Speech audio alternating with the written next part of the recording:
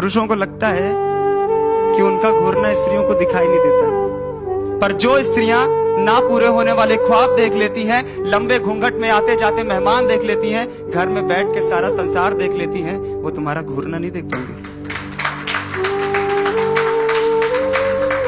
वैसे देखा जाए तो भारत में कई आंतरिक मसले हैं, जैसे जातिवाद, क्षेत्रवाद, भाषावाद और वर्षों पुराना हिंदू मुस्लिम का मसला।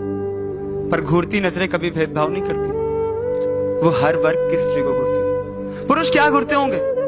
चमड़ी का रंग, चलने का ढंग, शरीर की बनावट, या फिर देखते होंगे कि स्त्री कैसी होती है। पर वो तो अपनी मां को भी घूर सकते थे। मां की चमड़ी पे झुर्रियां होंगी, चलती भी शायद थोड़ा धीमे होंगी, शरीर तो शायद पूरी तरह से ढह ही गया होगा। मैंने देखा है कि वो घूरने के साथ साथ अन्य पुरुषों से बातें करके हंसते भी हैं। मैंने बचपन से देखी दो नजर, एक जो स्त्री को घूर रही थी, दूसरी जो घूरे जाने के कारण नीचे देख रही थी। मैंने झुकी नजर के साथ बंद मुट्ठी और तेज चाल देखी जो उसकी तरफ आती नजरों से दूर जाना चाह रही थी, और यह घटना इतनी सामान्य रह गई कि उसने ये बात अपने घर पर भी नहीं बताई। बताती थी भी तो क्या होता, उसका आना जाना रुक जाता, या फिर कह दिया जाता कि दुनिया है, देखती है, क्या करना। दिन में किसी पुरुष का किसी स्त्री को घूर लेना केवल घूर लेना नहीं होता, वो इस बात का इशारा होता है कि यदि ये दिन की जगह सन्नाटे भरी रात होती तो वो घूरना केवल घूरना ना होता।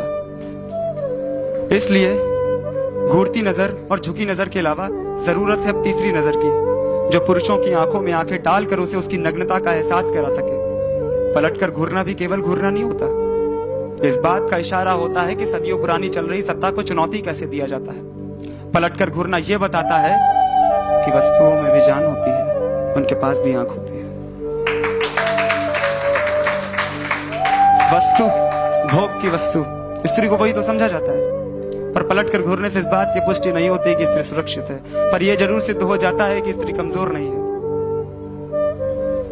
घूर लेना केवल आंखों का देखना नहीं होता, एक मानसिक हमला होता है जो स्त्रियों के मन में कुढ़न पैदा करने के साथ साथ पितृसत्ता की परंपरा को बढ़ावा देता है। स्त्रियों के मन में भी कुछ आवाज होती होगी जो ये बताना चाहती है कि उन्हें एक दिन में कितनी बार घूरा गया, पर उस आवाज के बाहर आते ही वो बन जाता है केवल और केवल फेक फेमिनिज्म।